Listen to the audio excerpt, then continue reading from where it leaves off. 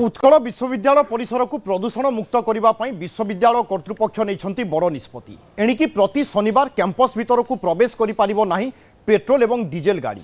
विश्वविद्यालय कुलाधिपति डॉक्टर हरिबाबू कंभमपति निर्देश क्रमे सप्ताह को गोटे दिन कैंपस को पेट्रोल और डीजेल गाड़ी सकाळ 9 रु संध्या 5टा पर्यंत निषेध कर नुआ सर्कुलर अनुसार कैंपस मध्य प्रति शनिवार बाइक कार किंबा ऑटो चलाचल उपरे कटकणा लग यही दिन केवल साइकेल इलेक्ट्रिक गाड़ी किंबा चाली चाली जीवाई छात्र छात्री और कर्मचारी को अनुरोध कर तेबे निष्पत्ति पर सुरक्षा व्यवस्था को संपूर्ण कड़ाकड़ी कर निष्पत्ति को छात्र तथा युव बीजेडी करिछि विरोध।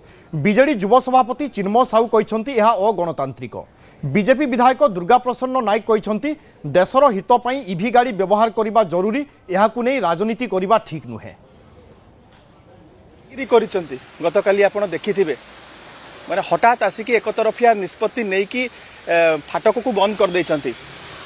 400 रु ऊर्ध आफिलिएटेड कॉलेजेस उत्कल यूनिवर्सिटी अंडर रे रही 5000 रु ऊर्ध छात्र छात्री ता उपरे निर्भरशील एवं सेठी ता भितरे से परिसर भितरे आपणकर स्टेट बैंक ऑफ इंडिया अच्छी जो भुवनेश्वर सारार भुवनेश्वर सिटीजन्स मानकर तार अकाउंट से खोला जाइए। सिंडिकेट बैंक अच्छी सेठी आपणकर डिस्पेंसरी अच्छी पोस्ट ऑफिस अच्छी गोटे 400 एकर सी एरिया आपण एभलिया तरबरिया एवं एकतरफिया निष्पत्ति कौन पाई कि नेबे एवं आपण ता पाई कि कौन व्यवस्था करचंती। निश्चिंत भावे गोटे दिन जदि आमे ईवी व्यवहार करूचंती यह निश्चिंत भावे भारतीय अर्थनीति उपरे बहुत प्रभाव पकेबो।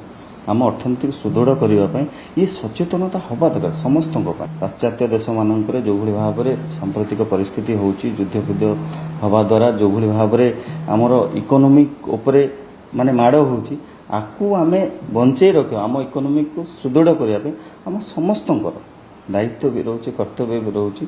आम निश्चिंत भाव ईवी व्यवहार करने सहित समस्त कहवा केवल गोटे दिन कहीं मु माने जदि मु भी तो चाहिए जे ईवी व्यवहार बहु परिमाण हो आम अर्थनीति सुदृढ़ हो।